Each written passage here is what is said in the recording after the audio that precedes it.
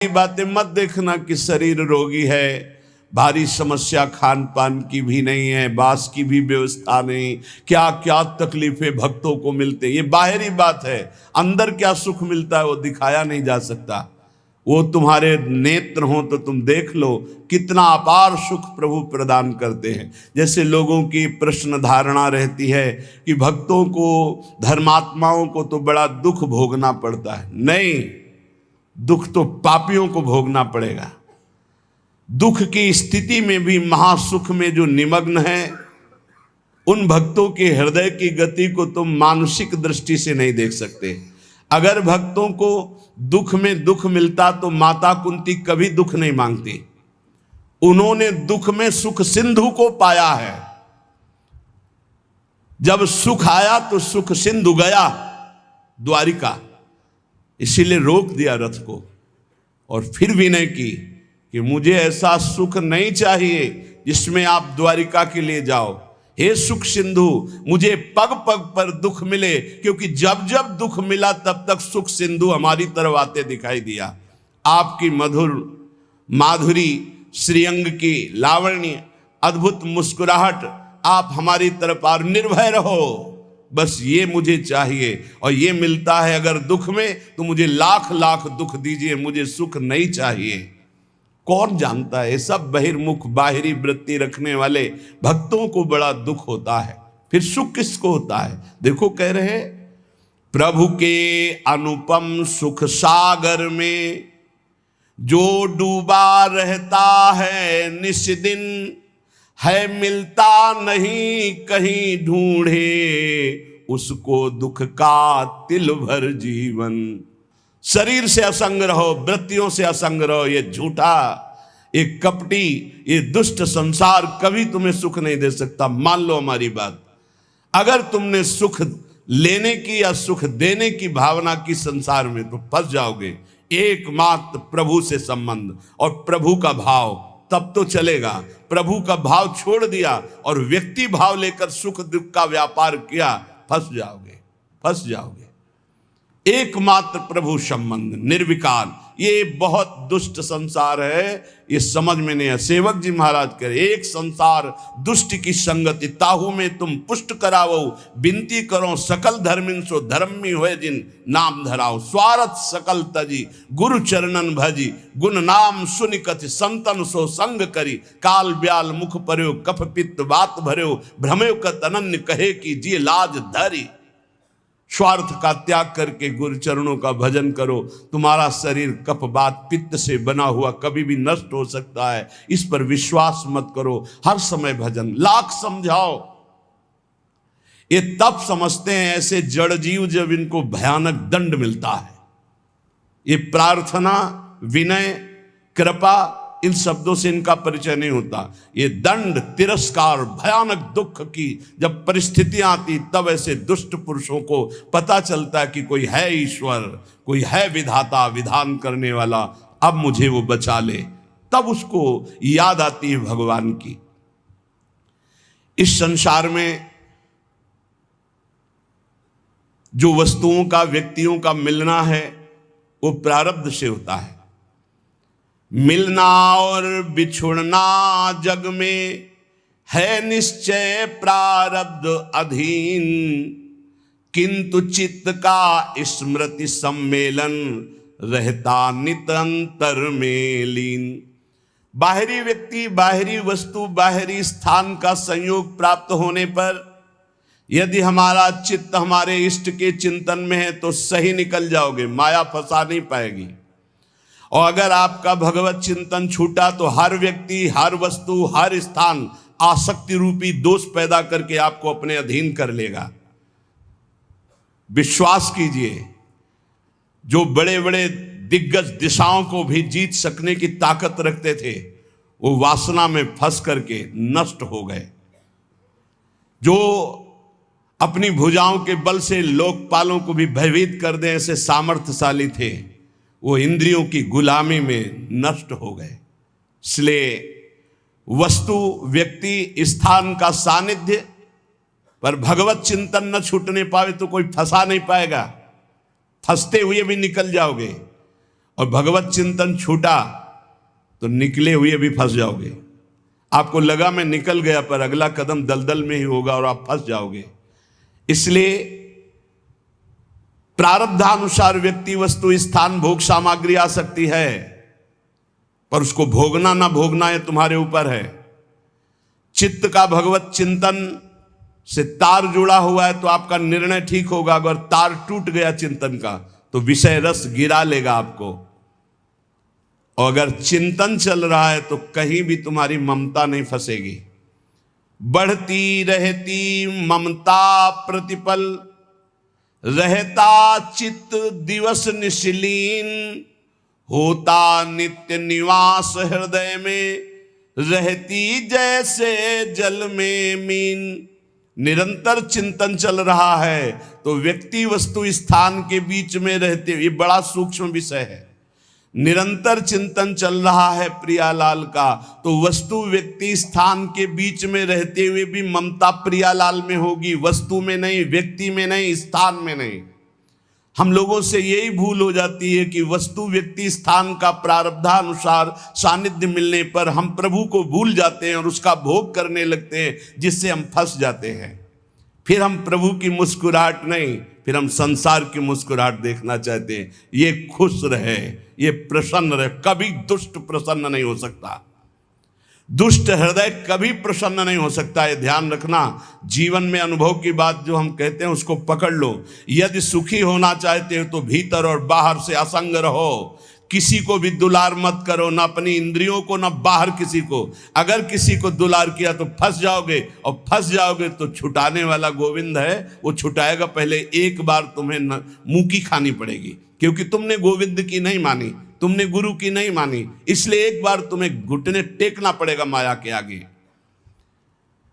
अब हो गए जब राधा के, तब शोक भय कुछ भी नहीं, सब तरफ धारा प्रबल आनंद की है बह रही।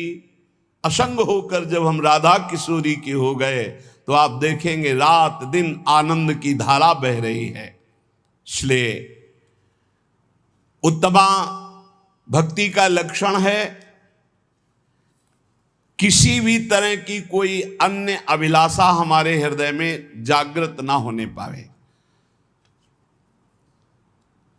ये सबसे ज्यादा भक्ति में बाधा पहुंचाती, भक्ति में, ज्ञान में, किसी भी योग में। गीता जी में भगवान ने कहा है, ज्ञानियों का नित्य बैरी है काम, कभी ना घाने वाला महापापात्मा, इसको मार डालो अर्जुन। जो भगवत मार्ग में चलते हैं, बहुत ये गूढ़ विषय है।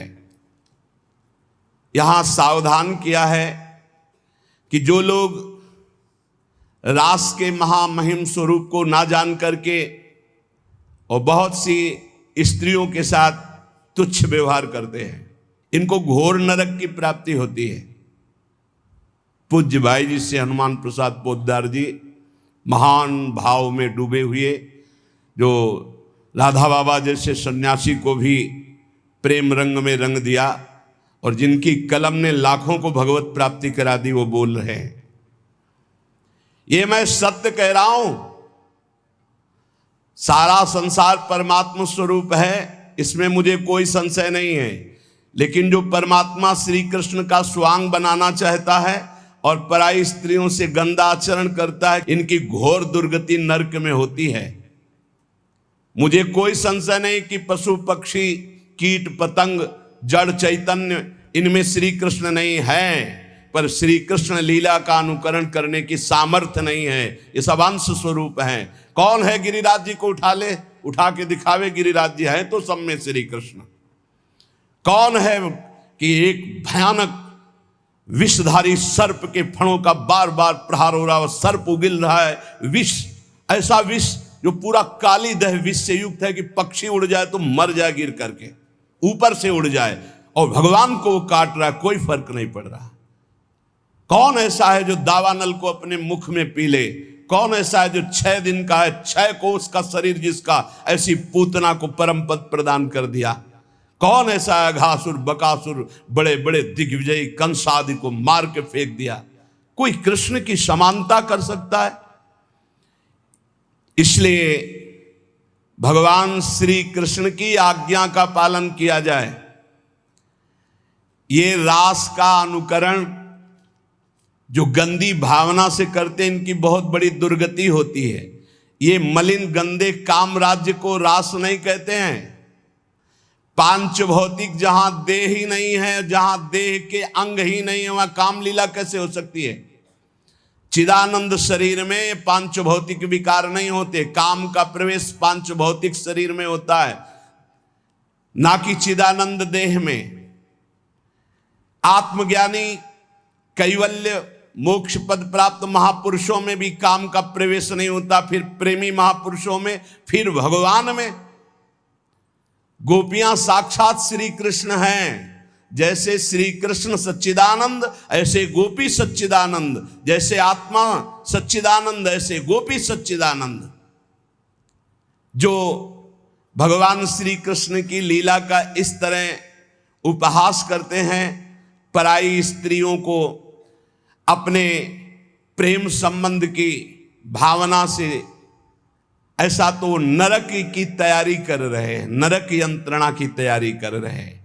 अरे जहां प्रेम महाप्रेम केवल है, वहां कोई कामना कोई वासना, जगत का कोई भी जीव आत्मेंद्रिय तृप्ति की इच्छा के बिना, चाहे वो कितना भी बड़ा साधक हो, एक क्षण भी नहीं रह सकता आत्मेंद्रिय तुष्टि।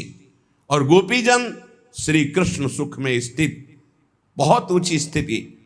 और गोपीजन कोई स्त्री हैं, उनके शरीर तो पतियों के पास विराजमान है, घर में विराजमान, सब चिदानंद देह से भगवान। जब भगवान अवतार लेते हैं तो भूमि भी चिदानंद होती है, माता पिता परिकर सब चिदानंद होते हैं, खगमृग पशु पंछी सब चिदानंद होते हैं। और आपको पता होना चाहिए कि ये गोपियां जो प्रकट हुई, बड़े बड़े ब्रह्म ऋषि जो तपस्या कर रहे थे, वो भगवान से वरदान मांगे और गोपी आकर बने।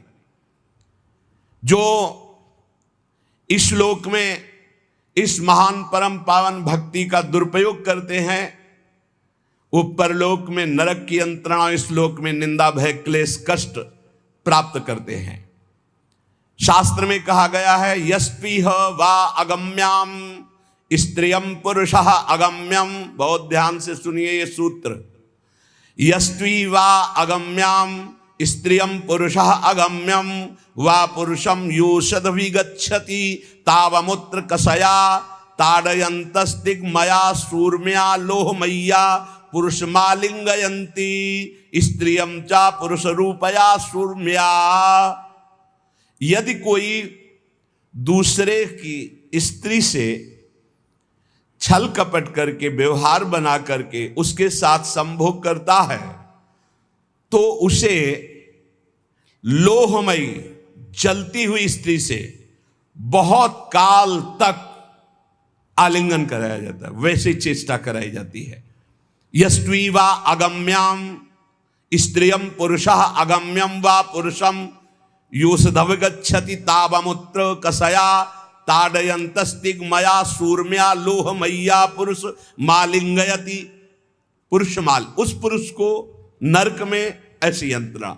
और जो स्त्री अपने पति को धोखा देकर दूसरे पुरुष का, तो वो चा पुरुष रूपया सूर्म्या, वो पुरुष रूप लोह से जलती हुई लोहे की मूर्ति, उससे उसको आलिंगन बहुत वर्षों तक कराया जाता है। नरक में भीषण यंत्रणा उसको प्राप्त होती है। इस नरक का नाम है तप्त शूर्मी नरक। और फिर इसके बाद जब उसका जन्म होगा तो भयानक भयानक रोगों से पूरा जीवन पीड़ित रहेगा, जो दूसरी माताओं बहनों के साथ बेविचार करता है। अब जब कर्म का फल आता है तब कह देते हैं कि पूर्व जन्म का कर्म है, उसको भोगना पड़ेगा। हमारे साथ भगवान अन्याय कर रहा है, हमने कोई पाप कर्म नहीं किया। अगर कर्म का फल नहीं है तो गर्भ से ही बालक अपंग कैसे पैदा हो रहा है? गर्भस्थ बालक ने क्या पाप किया था इस जन्म में? गर्भ से ही नेत्रहीन क्यों पैदा हो रहा है? गर्भ से ही मूक बधिर क्यों पैदा हो रहा है? गर्भ के बाहर आया भी छोटा बालक है, खेल खेल में हाथ पैर टूट गया, क्यों? कौन सा अपराध उसने अभी किया है? ये पूर्व का है। नहीं, पूर्व का क्या प्रमाण है कि उसका जन्म हुआ है? नहीं, लाखों बार जन्म हुआ है। अगर प्रमाण ही देखना है तो देखो, भय, प्यार, प्राण पोषण, इसका पूर्वाभ्यास उसको है। पुचकारो छोटे से बालक को, वो किलकारी मारेगा। ये किसने सिखाया है कि ये प्यार का लक्षण है? ऐसे करो, वो रोने लगेगा। ये किसने? ये भय का लक्षण है। और उसके मुख में दुग्ध लगा दो, पीने लगेगा, प्राण पोषण। ये कैसे जाना? किसने सिखाया है कि देखो ये तुम्हारे मुंह पे जब लगाया जाएगा इसको तुम्हें पीना है? उसको ज्ञान है क्या? लेकिन जे ही मुख में लगाते हो पीना शुरू कर दे। पूर्वाभ्यास है। बहुत बार समझाने पर भी अज्ञानी जीव तर्क नहीं छोड़ता है।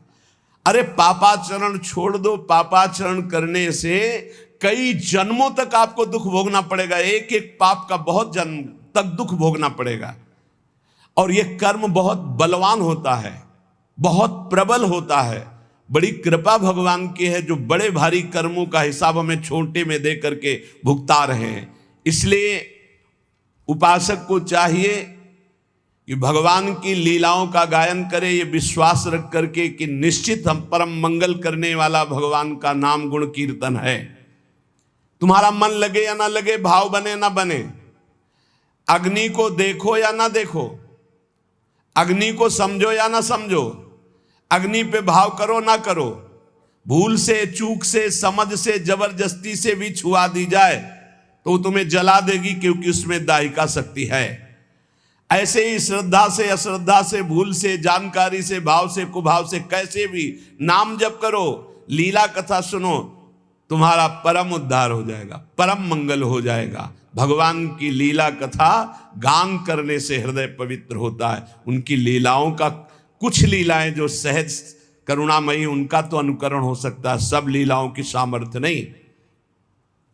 जब बहुत जन्मों के पुण्य एकत्रित होते हैं तब भगवान के प्रेमी संत जनों का संग मिलता है। उसमें भगवत कथा सुनने को मिलती है, सिद्धांत सुनने को मिलते हैं। ये जो तर्क करने वाले लोग तार्किक हैं, ऐसे लोगों को करोड़ों शत्रुओं के समान मानकर त्याग देना चाहिए। ध्यान से सुनिए, जो लोग भगवान के नाम की निंदा करते हैं, धाम की निंदा करते हैं, भगवत लीला की निंदा करते हैं, शास्त्रों की निंदा करते हैं, भक्ति की अवहेलना, ऐसे लोगों का संग त्याग देना चाहिए। जो गृहस्थ में है, संसार में है, संयोग बनता है, भगवान कृपा करते हैं, सत्संग सुनने को मिलता है, लेकिन ऐसे लोग मिल जाए तो उनकी श्रद्धा बहुत कोमल होती है, वो नष्ट हो जाती है। भगवत लीला कथा ही एक ऐसा उपाय है जो हर जीव का परिवर्तन कर देती है। अगर आप सत्संग सुनोगे तो निश्चित आपका परिवर्तन हो जाएगा। जब सत्संग सुनने का समय आवे, अवसर मिले, तो अपने कान बिल्कुल एकाग्र करके लगा देने चाहिए। कोई शब्द नहीं छूटना चाहिए, हर शब्द सुने खूब आनंदित होकर। या तो हम हाथ में माला है इसलिए कि तुम्हारा मन न भगे, और कान सत्संग में है, जहां मन भगने लगे तो बीच में चलाने लगे राधा राधा राधा राधा। और अगर आप एकाग्र श्रोता हैं तो फिर माला की जरूरत नहीं है। एकाग्र दृष्टि वक्ता के मुख पर और निकले हुए शब्द को स्वाति की तरह पान करो। सारी बाधाएं सत्संग नष्ट करने में समर्थ है। सारी बाधाएं अध्यात्म की, व्यवहार की, सब नष्ट हो जाएंगी। सत्संग की धारा जहां अंतर पहुंचती है तो जन्म जन्मांतर के कूड़ा करकट ये सब बहा देती है। कितने ऐसे हजारों लोग हैं जो सत्संग के प्रभाव से अपने जीवन की गंदी बातों का त्याग कर और उत्तम मार्ग में चल पड़े। आग जलाकर भस्म का ढेर छोड़ देती है, पर सत्संग वो बाढ़ है कि राख भी नहीं छोड़ती, सब बहा ले जाती है। अर्थात वासना, कामना, पापाचरण का चिन्ह भी नहीं रह जाता यदि सत्संग रोज सुने और मनन करे तो। श्री कृष्ण का प्रेम साम्राज्य प्राप्त हो जाता है सत्संगी को। जहां श्रोता के मन में वक्ता की परीक्षा लेने की बात आती है, कि देखे चल के कैसा ज्ञान है इनको। तर्क करने की बात आती, विवाद करने की बात आती, उन श्रोताओं को विशेष लाभ नहीं मिलता। जो केवल रस पीने की इच्छा, क्या भगवत चर्चा का रस है, आहा आनंद, आज तो सौभाग्य हो गया कि हमें सत्संग सुनने को मिला। ये परिवार, रुपया पैसा, नाना प्रकार की भोग सामग्री, पद तो सबको मिल रहे हैं, पापियों के पास भी है। सुतदाराधन लक्ष्मी पापियों के घर हो, संत समागम हरि कथा तुलसी दुर्लभ दोय। कथा ये भगवान की ऐसी महामहिमामयी है कि सुनने मात्र से भगवत प्राप्ति करा देती है। देखो, बड़े याज्ञिक और विद्वान हैं, वेदज्ञ हैं मथुरा के ब्राह्मण, लेकिन इनको भगवत दर्शन नहीं हुआ। और उनकी पत्नियां केवल भगवत चर्चा सुनती हैं। वृंदावन से मालिनी पुष्प लेके जाते, आज ठाकुर जी ने ऐसा श्रृंगार किया था, आज लाल बिहारी ने उस असुर का वध किया। सुन सुन करके इतनी प्रबल लालसा जागृत हुई कि वो भोग लेकर के सीधे भगवान को पवाया और दर्शन प्राप्त किया। रत्नावती जी ने और कभी कोई साधना नहीं की थी, केवल दासी ने भगवत चर्चा सुनाई। तो भगवत चर्चा सुनते सुनते ऐसी महान की भक्त भूप उनको कहा श्री नाभाजी ने। ये अंतरंग लीला में प्रवेश, जब बाहर सुनते सुनते तो अंतरंग लीला में सीधे प्रवेश सत्संग करा देता है। भगवान की लीला कथा ऐसी है कि अगर कानों में शब्द पहुंच जाए तो पाप और ताप दोनों का नाश कर देती है। पर जो श्री कृष्ण के भक्त हैं, प्रेमी हैं, उन्हीं के मुख से सुनने पर यह परिवर्तन होता है, अन्यथा नहीं।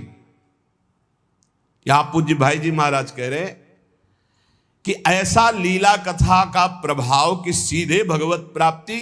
तो जो श्री कृष्ण के भक्त हैं, प्रेमी हैं, जो रुपया के भक्त नहीं, मान प्रतिष्ठा के भक्त नहीं, व्यवहार के भक्त नहीं, केवल परमार्थ के भक्त हैं, उनको ये वाणी में उनमें प्रवीणता होती है, यह सामर्थ्य होती है कि जीव के स्वभाव का परिवर्तन मर्दन करके उसमें भागवतिक स्वभाव प्रकाशित कर देना। जब कोई श्री कृष्ण भक्त, श्री कृष्ण प्रेमी भगवत चर्चा करता है तो अहोभाग्य, बड़ा सौभाग्य उसका जिसको सुनने को मिलता है। तब उसके पाप ताप सब भस्म हो जाते हैं, क्योंकि उनकी वाणी श्री कृष्ण से जुड़ी हुई है, उनका चित्त श्री कृष्ण से जुड़ा हुआ है। अतएव जो शब्द उच्चारण करते हैं उसमें श्री कृष्ण की सामर्थ्य होती है और जीव का परिवर्तन कर देती है। ज्ञान योग से भगवान को ब्रह्म समझकर भजने वाले संसार से मुक्त होना चाहते हैं। अष्टांग योग वाले समाधि में स्थित होकर परमात्मा की दिव्य सिद्धियां और ज्योति दर्शन पाना चाहते हैं। ऐश्वर्य ज्ञान युक्त भक्त लोग सामीप्य, सायुज्य आदि मोक्ष चाहते हैं। ये सब आत्महित चाहते हैं। लेकिन सत्संगी श्री कृष्ण प्रेम चाहता है। इसीलिए कहा तात स्वर्ग अपवर्ग सुख धरी तुलाए कंग तूलनताय सकल मिल जो सुख लव सत्संग। सत्संग सीधे भगवत प्रेम, सत्संगी सीधे भगवत प्रेम चाहता है। श्री कृष्ण के साथ, प्रभु के साथ ममता हो जाना ये सबसे बड़ी बात है। और उस ममता का स्वरूप प्राण वल्लभ श्री कृष्ण, प्राण वल्लभ, प्राणों से भी अधिक प्रीतम हमारे प्यारे हैं। प्राण देना पड़े तो ऐसे पुष्प की तरह दे दे। अपने सारे सुखों को भूलकर अपने प्यारे के सुख में मगन होना, इसे प्रेम कहते हैं। ढूंढो अपने हृदय में कहां प्रेम है। या अपने सुख के लिए प्यारे से प्यार करना कि मुझे सुख मिलता है, लेकिन प्यारे के सुख के लिए अपने सारे सुखों को भूलकर, यह अनुराग है। अपने सुख दुख की परवाह नहीं, प्यारे की इच्छा में इच्छा मिलाकर उनकी आज्ञा पालन करना। ये दुष्ट स्वभाव वाले नहीं समझेंगे ये बात। उनको अपनी वासनाओं की पूर्ति चाहिए, अपनी इच्छा की पूर्ति चाहिए, नहीं समझेंगे।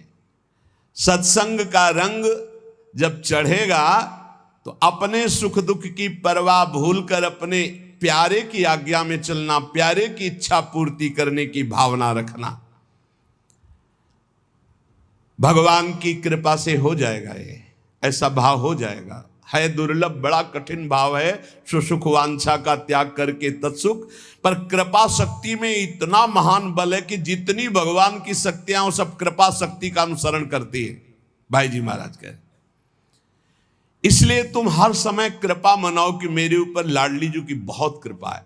जो कृपा शक्ति का आश्रय ले लेता तो कृपा शक्ति का अनुसरण भगवान की अनंत शक्तियां करती है। यहां तक कि कृपा शक्ति इतनी बलवान है कि भगवान को भी अधीन करवा देती है। कृपा से ही इतनी कृपा है कि भगवान को भी अधीन करा देती है। भगवान बंधन स्वीकार कर लेते हैं भक्त का कृपा से। इसलिए भगवान की जितनी कृपा मनाते रहोगे उतना ही आपको अनुभव होता रहेगा कि आपकी अध्यात्म उन्नति हो रही। बहुत बड़ा ये शब्द है कृपा। इसका परिचय साधना में, जब अहम ग्रह साधना थी तब परिचय नहीं था। कृपा बहुत बड़ा, कृपा से सब कुछ हो जाता है, सब कुछ कृपा से हो जाता है। बस हर समय अनुभव करते रहो। श्रीमद् भागवत में लिखा है कि श्लोक में अर्थ है उसका ये है कि जो हर समय भगवान की कृपा मनाता रहता है, जो दुख सुख आता है उसे भोग लेता है और भगवान की स्मरण में तन्मय रहता, कृपा मनाता, बड़ी कृपा। दुख आया तो बड़ी कृपा, सुख आया तो बड़ी कृपा, विपत्ति आई तो बड़ी कृपा, संपत्ति आई तो बड़ी कृपा। तो वो भगवान को ऐसे प्राप्त हो जाता है जैसे पिता की प्रॉपर्टी पर पुत्र का स्वयं अधिकार हो जाता है, ऐसे भगवत प्राप्त हो जाता है। अखिल रसामृत मूर्ति प्रभु की प्राप्ति का सहज और सर्वश्रेष्ठ उपाय है। चित्त वृत्ति का निरंतर अविच्छिन्न रूप से प्रभु में लगे रहना है। ये हजारों बार चर्चा हुई, इसको पकड़ो। चित्त वृत्ति का निरंतर प्रभु में लगे रहना। चाहे तुम सकाम से हो चाहे निष्काम से, चिंता मत करो। सकाम से भी हो, प्रभु का चिंतन बनने लगे। भक्ति के अनेक साधन हैं। बड़े बड़े महापुरुषों ने, ऋषियों ने, ब्रह्म ऋषियों ने भगवत प्राप्ति की बड़ी साधनाएं बताई है, व्याख्याएं की है। यहां उत्तमा भक्ति का क्या स्वरूप है, बहुत समझने का विषय है। सर्वोत्तम भक्ति का क्या लक्षण है, तो बोले अन्याभिलाषिता शून्यम ज्ञान कर्माद्यनावृतम आनुकूल्येन कृष्णानुशीलनम भक्तिरुत्तमा। जो सौंदर्य माधुर्य निधि बड़े बड़े महात्मा, बड़े बड़े ब्रह्मज्ञानी तपस्वियों के भी मन को बरबस खींच लेते हैं। बड़ी अद्भुत रूप माधुरी जिनकी है, अनंत प्रभुता है जिनकी, अनंत ऐश्वर्य है जिनके। भगवान देवादिदेव महादेव और ब्रह्मा जिनकी आज्ञा का पालन करते हैं, जो उनके चिंतन में रहते हैं, वो सबके मूल आश्रय तत्व भगवान श्री कृष्ण चंद्र जो। अनुकूलता युक्त अनुशीलन, उत्तमा भक्ति का लक्षण श्री कृष्ण अनुकूल लेना। उत्तमा भक्ति अनुकूलता अर्थात श्री कृष्ण की रुचि में रुचि मिलाकर। कैसे जानेंगे श्री कृष्ण की रुचि क्या है? संपूर्ण गीता भगवान की आज्ञा है। भागवत में एकादश स्कंद में उद्धव जी को जो आदेश कर रहे हैं, हम सब भक्तों को आदेश कर रहे हैं। भगवान श्री कृष्ण की आज्ञा के अनुसार ही शरीर से क्रिया हो, वाणी से हम वही बोले जैसा भगवान का आदेश है, मन वही निरंतर कार्य करे जो भगवान की प्रियता का। इसे कहते हैं श्री कृष्ण अनुकूलेन प्रतिकूलस्य विसर्जनम। एक भी प्रतिकूल शरीर से आचरण ना हो, वाणी से शब्द ना हो, मन से संकल्प ना हो।